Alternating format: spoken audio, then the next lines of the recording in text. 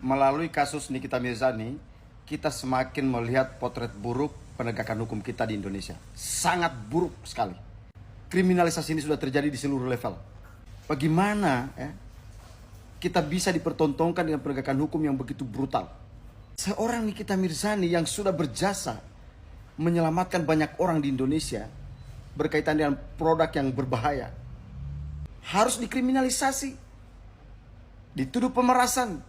Kelihatan sekali kasus Nikita Mirzani ini kasus yang dibuat-buat, kasus yang dipaksakan.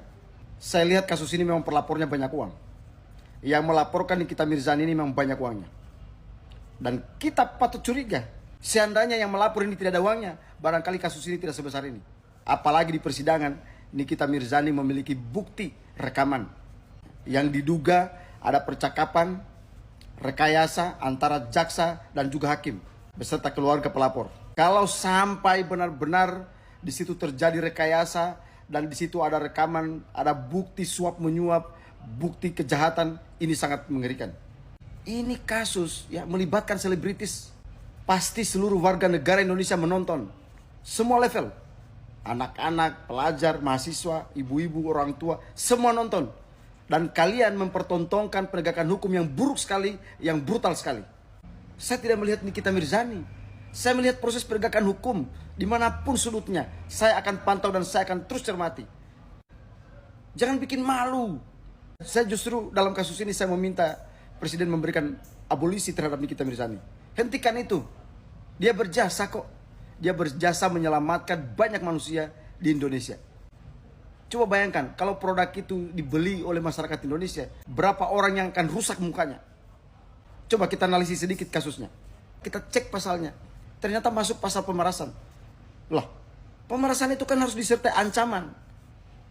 Bagaimana seseorang korban harus terancam? Bagaimana terancam? Dia sendiri yang menghubungi orang. Dia yang aktif. Pasal pengancaman itu seseorang korban itu harus ketakutan. Ketakutan di mana? Dia yang cari orang. Dia yang cari. Dia yang aktif di sini. Harusnya dia yang diproses hukum. Kenapa dia gelisah? Kenapa pada saat review itu dia gelisah? Kalau dia tidak melanggar hukum, kalau dia tidak melakukan kejahatan hukum, pasti tidak takut. Tapi karena melanggar hukum, karena melakukan kejahatan, maka dia ketakutan sampai mencari cara untuk menghentikan review Nikita Mirzani. Itu berarti ada pelanggaran hukum di situ. Harusnya polisi, harusnya jaksa cari dan kejar produk-produk yang berbahaya. Harusnya penegakan hukum itu cari yang melakukan kejahatan hukum terhadap rakyat, terhadap masyarakat, terhadap orang banyak. Bukan mengejar Nikita Mirzani. JPU